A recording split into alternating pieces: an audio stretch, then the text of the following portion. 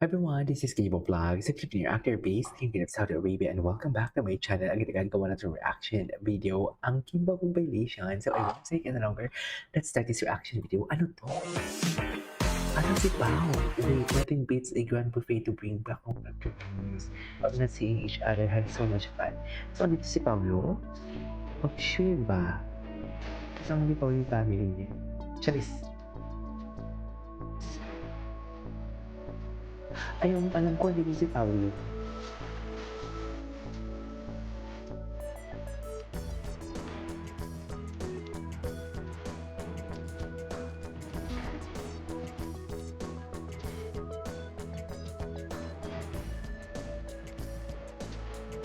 Hmm.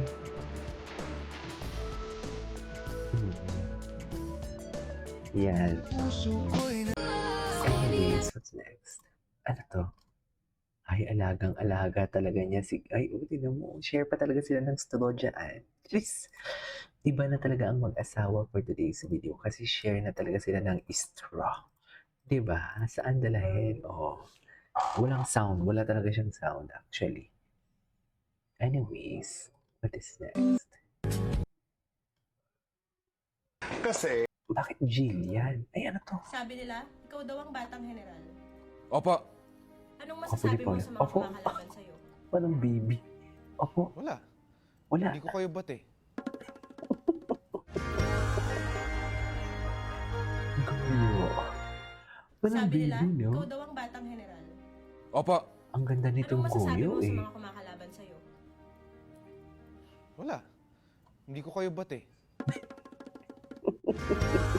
Ewan ko sa'yo. Ay, ano to? Secretary Kim!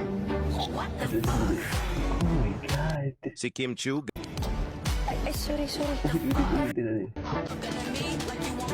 Secretary Kim! Ayan. Ay, sorry. Tignan sa mga talaga si Prince. Sabi yung paganda eh, no? Ano yung pagkasilaw ni Paolo? galing pa sa kanyang work sa It's Busy Showtime, sa Brazil, pero syempre, diretso nasa agad trabaho ulit muna sa siya. trabaho para sa kanyang bag business na YOLB. Napaka-hardworking at busy talaga ni Kimi habang pinaghahandaan ang exciting launching this coming May 28.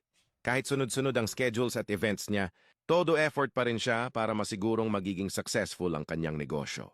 Nakaka-inspire talaga ang dedication ni Kim Chiu. Actually, From hosting, endorsements, grabe. tapings, Napaka- isa sa hanggang mga sa artistang pagiging hands-on pinakamasipag. CEO ng kanyang Walang business. pahinga eh, no? Kita mo talaga Ngayon kung na gaano lang niya siya kamahal ang hindi kanyang work at asap masyado. Diba? Parang ilang months na siyang walang asap. At least nakapagpahinga siya. Alam nyo ba, Ay, ano to? Ay, hello. What is uhaw na uhaw? Taray. Sa'yo lahat yan. nakaligo na ako Kanina pa kasi ako nalilimahid eh. Hiniram ko na rin yung tuwalya mo tsaka yung t-shirt. Sana all nakikiligan. Isa nga ang bibig, bawal ang bibig. Okay ka lang? Hindi siya okay. Nang iinit siya sa'yo, Secretary Kim. Secretary Kim. yung... Pero yung... Ayan, nagsastutter na siya. Yung Ano? tuwalya ko. Ano naman na yun? Pero mo muna. Hiniram ko na Wala naman akong tuwalya dito. Dito ba ako Oo nga nakatira? O ano, maselan? Lalabang ko. Hindi. Nakikihilang lang eh.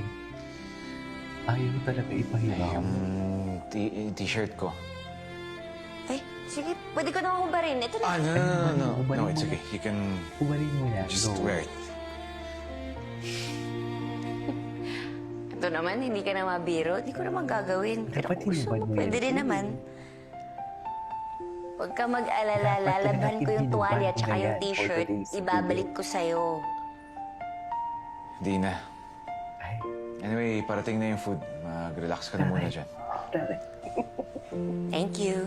Thank you. Uy, photo album. Pwede patingin? Fancy Ay. chika talaga. Pamilya mo. O sinisira mo, Stella. Yun lang ang pinakapaborito kong photo. Yun lang yun.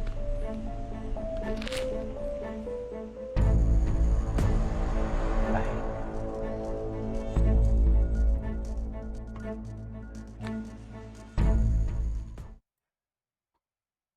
Okay, the alipay. Ay, ito. What is the meaning of this? Si Paolo at Kim. Paolo yun.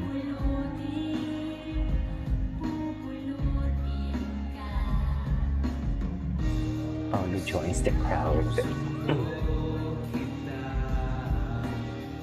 Paolo, napaka-humble din ito eh. Ano gagawin mo sa bahay ko? Yung may crush ka Marami. kaya. Napakadumi kaya ng bahay mo. Pwede ako maglinis, May crush magluto, ka na, mamalansya, papakita maglaba. mo. Lahat na. Ibigay mo sa akin yung susi, mas kikitnag pa yung bahay mo kaysa dyan sa noo mo. Hindi kita Hindi kita kilala. Ay, ito yun. Gusto ko yan. Anyways, ano to? Kabilang umano si Kim Chu sa mga personalidad na inimbitahan ng GMA Mega Ball. Ang enggranding GMA? pagtitipo na dinaluhan ng ilan sa pinakamalalaking bituin ng Kapuso Network at iba pang kilalang celebrity sa bansa. Ayon sa source, nakatanggap ng imbitasyon ang Chinita Princess Hindi para sa yung nasabing event. GMA. It's Gayunpaman, Mega Ball lang. Walang hindi na siya GMA. nakadalo dahil meron na rin siyang naunang nakatakdang commitment na hindi na maaaring ipagliban. Sa kabila ng kanyang pagliban, wala namang anumang issue kaugnay dito. Simpleng conflict sa schedule lamang umano ang dahilan kaya hindi nakita si Kim sa red carpet ng GMA Mega Ball. Okay. Marami ang nagulat nang hindi makita ang aktres sa nasabing okasyon. Dahil isa siya sa mga personalidad na inaabangan ng publiko pagdating sa mga fashion event. True. Kilala rin si Kim sa kanyang pagiging fashion icon at sa kanyang mga eleganteng red carpet appearances. Bagamat hindi rin man siya nakadalo. Ipinapakita lamang nito na patuloy na bukas sa mga pagkakataon at magandang samahan sa pagitan ng iba't ibang personalidad sa industriya. Ano man ang kanilang kinabibilangang network. Sa ngayon, nananatiling abala si Kim sa kanyang sunod-sunod na proyekto at mga commitments. Umaasa na Ay, umaasa saan? Bakit naputol? Kung gusto mo Hindi. Celine, Ay, si Celine. you have no... Si Maha. Yun yung sampalan sila ata, no? If I'm not mistaken. Best in sampalan talaga sila dun. Ay, ano Muling naman to? pinag-uusapan ngayon si Gerald Anderson tungkol sa posibilidad na gusto niyang i-remake o balikan ang iconic teleserye nila Eh, ni wag Kim Chu na. na sana Sinasabi ko maulit-ulit. sa iyo. Charing. Ayon sa lumabas na usapan sa entertainment circles, bukas umano si Gerald sa idea ng muling pagbabalik ng kanilang classic love team project, lalo na't isa ito sa mga nagmarka sa kanilang career at naging launching pad ng Kim Herald. Marami ring fans ang matagal nang humihiling ng reunion project ng dalawa dahil hindi pa rin sila kumukupa sa chemistry nila sa screen. Matatandaang sana maulit muli ay isa sa pinaka-successful na teleserye ng kanilang generation kung saan nakilala sila bilang leading love team pagkatapos ng kanilang stint sa reality show. Dahil dito, naging simbolo ito ng teen love story na puno ng drama, sakripisyo at emosyon. Kung sakaling matuloy ang remake, inaasahan ng fans na mas mature na version na ito ng istorya kung saan maaaring mas malalim ang hugot, mas intense ang drama at mas realistic ang pag-ikot ng mga karakter kumpara sa original na 2007 version. Gayunpaman, wala pang opisyal na kumpirmasyon mula sa kampo ng dalawa o sa production kung may konkretong plano na talagang i-remake ang serye. Kaya sa ngayon ay nananatili pa rin itong posibilidad na pinag-uusapan ng fans at No. entertainment Charing. observers. Hindi pwede. Anyways, that is all for today's video. Our Kim Pao compilation. This is Kim Vlogs. And see you in the next vlog. Bye.